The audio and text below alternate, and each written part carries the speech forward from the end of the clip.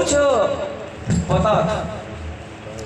महाराज धृष्टद्युम्न एक राजा थे, उनका नाम भी था धृष्ट। धृष्ट जानते हैं बाबा किसे कहते हैं? धृष्ट का मतलब होता है कटु, जो किसी बड़ों का सम्मान नहीं करता हो, दुष्टता भर गई हो जीवन में, आदर नहीं जानता, सम्मान नहीं जानता, सेवा नहीं जानता, उसी का नाम धृष्ट होता है। महाराज धृष्टद्युम्न महान राजा थे, तेजस्वी थे, प्रतापी थे, प्रजापालक थे, कहीं से उनके जीवन में किसी प्रकार की कमी नहीं। एक दिन महाराज धृष्टद्युम्न अप्सराओं के साथ एक सरोवर में वस्त्रहीन होकर के स्नान करने गए।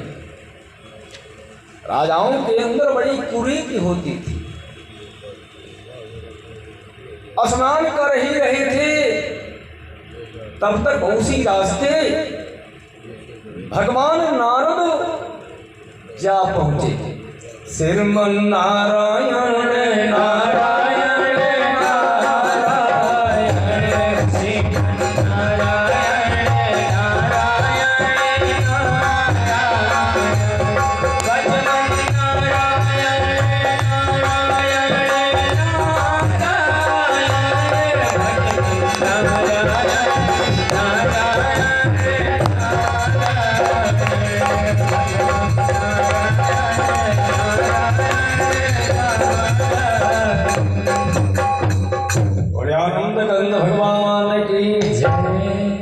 बाबा नारद पहुंचे।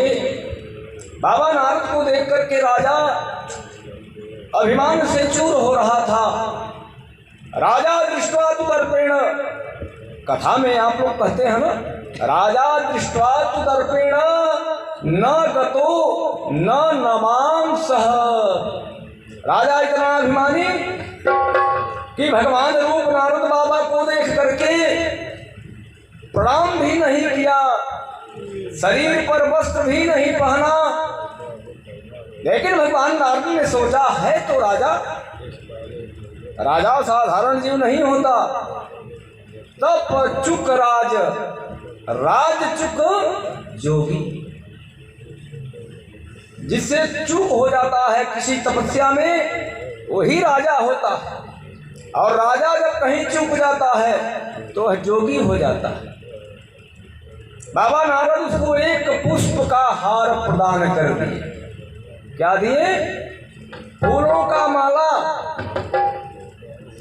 कि राजा है, कम से कम इसे धारण तो करेगा। लेकिन राजा अभिमान में चूर हो रहा था, मदांध था, कामातुर हो गया। उस माला को धारण न करके एक हाथी के पैर के नीचे डाल दिया। तो हाथी का काम ही है कि मसल देना, कुचल देना। वह हाथी उस पुष्प के माला को अपने पैर के तले मसल डाला। नारद जी देख रहे हैं कि इतना दुराचारी अभिमानी राजा कि जो लक्ष्मी का अपमान करता है। पुष्प जानते हैं किसका बोध करता है? फूल। फूल साक्षात जगत जननी लक्ष्मी का स्वरूप है।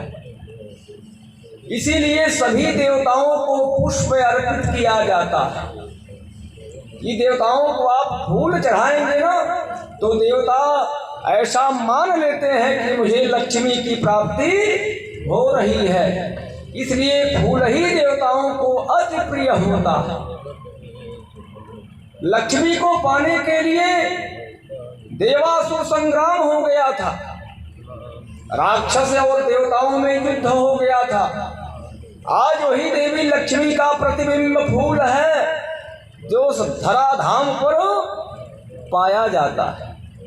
और वह लक्ष्मी स्वरूप पुष्प का अपमान करने वाला राजा धृष्टद्युम्न हाथी के पैर के तले मसल दिया। भगवान नारद उसे श्राप दे देते हैं। कौन सा श्राप मिला? जाओ, जिस प्रकार से तुम अभिमान में चूर हो रहे हो, तुमको इसी का स्वरूप मिलेगा, हाथी का शरीर पाओगे। अब राजा जब नारद बाबा के मुख से उन्हें प्रतीक हो गया, जान लिए कि मुझे हाथी होना है इसके बाद, तो राजा तुरंत ही भगवान नारद के श्री चरणों पर गिर गए। राहिमाम राहिमाम राहिमाम। भगवान नारद ने कहा, राजन, मेरे मुख से जो निकल जाता है वाक्य ना, ब्रह्म वाक्यम जनार्दन, वह वाक्य वह श्राप कभी वापस नहीं होगा। राजा ने कहा, महाराज मेरा उद्धार कब होगा, किसके द्वारा होगा, यह भी बताइए। नारद जी ने कहा, द्वापर में जब भगवान कृष्ण का अवतार होगा, वही तुम्हारा उद्धार करेंगे। भगवान नारद श्राप भी दिए और उद्धार का मार्ग भी बता दिए। राजा बार बार निवेदन किया कि महाराज, अरे कम से कम वापस कर लीजिए साहब, दूसरा कुछ कर दीजिए। लेकिन भगवान नारद ने कहा, वृथा न जाई देव ऋषि वाणी, देव ऋषि वाणी, वृथा न जाई देव ऋषि वाणी, देव ऋषि वाणी, वृथा न जाई देव ऋषि वाणी।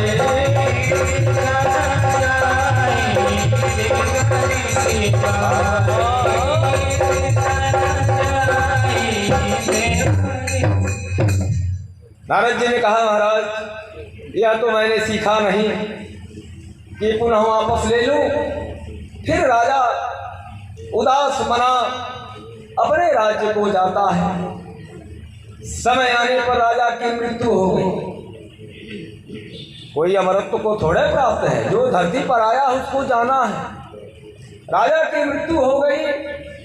क्योंकि राजा था इसलिए पुनः हाथी की योनि को प्राप्त हुआ और वह हाथियों का सरदार हुआ। समूह बना करके पर्वत पर विचरण करता था। बहुत विशाल टोली हाथियों की थी उस त्रिकूट पर्वत पर। वह पर्वत जो था त्रिकूट नाम था। 3 काठ पर आधारित जो है उसी को त्रिकूट कहते हैं। वह पहाड़ 3 काष्ठ पर आधारित था, इसलिए उसका नाम भी त्रिकूट था। और वह उसी पर्वत पर विहार करता था। एक दिन वह गज अपना समूह लेकर के विचरण करता करता प्यास से अधीर हो रहा था। उसके सहयोगी भी बार बार याचना करते थे, स्वामी कहीं जलाशय पर ले चलिए हम लोगों को। राजा रूपी जो गज था, आप जानते हैं पशुओं की घ्राण शक्ति बड़ा तीव्र होती है। घ्राण का मतलब वो सुगंध लेने वाली, महक वाली। अगर आप किसी पशु को ले जाइए सुबह 10-20 किलोमीटर पर छोड़ दीजिए, आप घर नहीं आ पाएंगे, लेकिन वह पशु रास्ते का सुगंध लेते हुए आपसे पहले